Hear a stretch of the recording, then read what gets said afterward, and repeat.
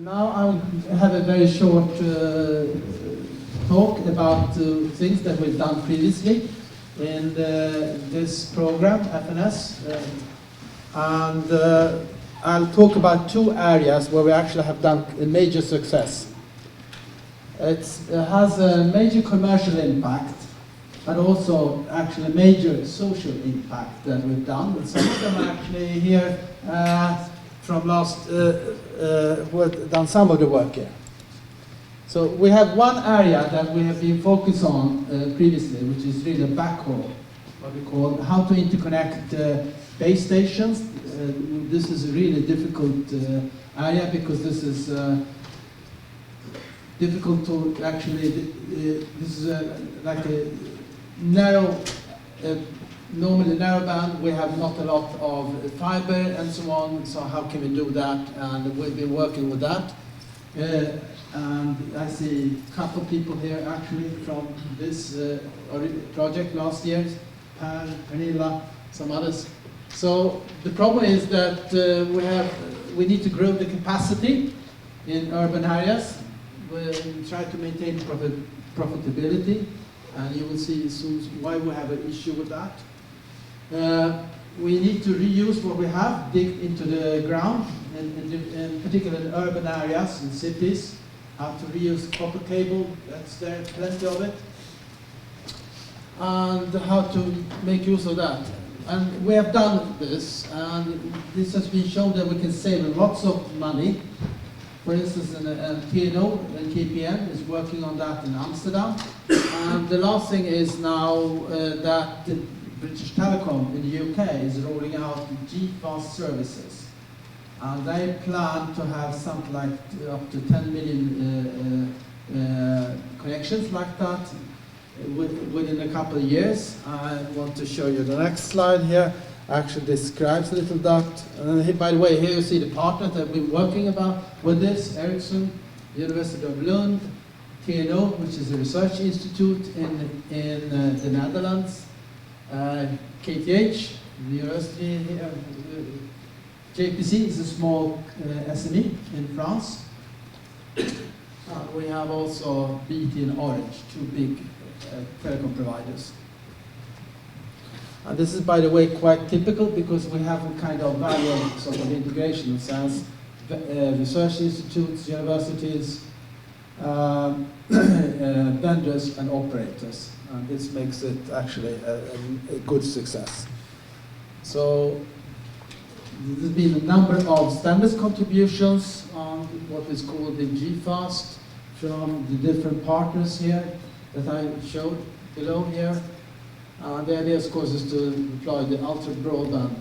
And what BT now is doing, they actually are deploying this now. There are already a couple thousand customers which they have, and they're rolling out this next year and much more growth. And there's a statement here from the CEO of BT. So what he says is that what we have been working on here previously in EIT Digital and FNS. So G-Fast is the key to unlocking ultra-fast speeds. We're prepared to upgrade large parts of our network to pilots prove successful. And the last statement I saw was that actually they are, and they're rolling this out. So this is a fantastic commercial impact, which I think one of the projects made. And this is fantastic to see that we can do a lot of impact. This is also a way of elucidating that we have this kind of integration between research, commercial impact, business, and this becomes really commercial.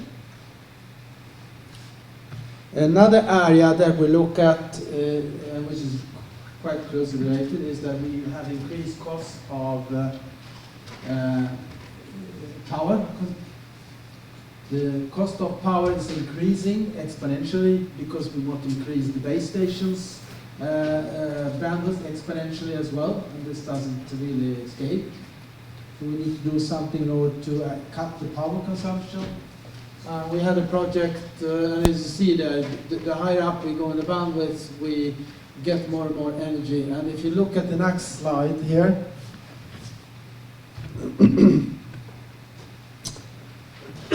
you will see that most of the energy consumption is around base stations.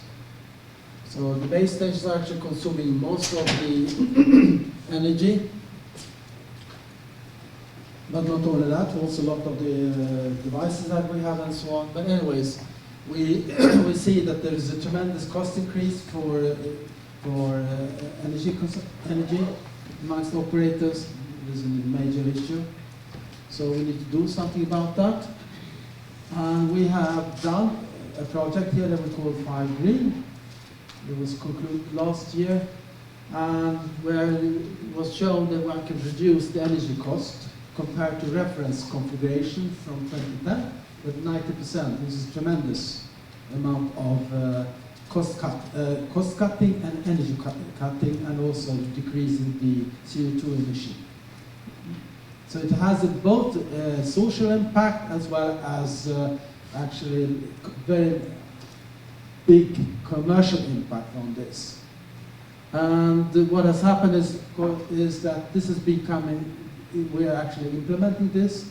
Ericsson last year released a new software release for their base stations, actually using parts of this. And they will release new hardware and so on, and they will decrease the energy consumptions even further. So this is another, sorry, this is another example where we can see how we actually can contribute to the competitiveness of Europe through the collaboration again between the different partners. You have universities, you have a big vendor, you have a big telecom operator and university, and with this kind of combination we are able to actually progress the competitiveness of European industry with this kind of projects, and this is exactly what we need to do with EIT Digital and EIT in general, I think. So I think this is fantastic that we've been able to do this. Right, and that's just a couple of the success stories that we have. We're going to, I hope, repeat this, of course, with the current projects that we have, and you will see more about that actually quite soon coming.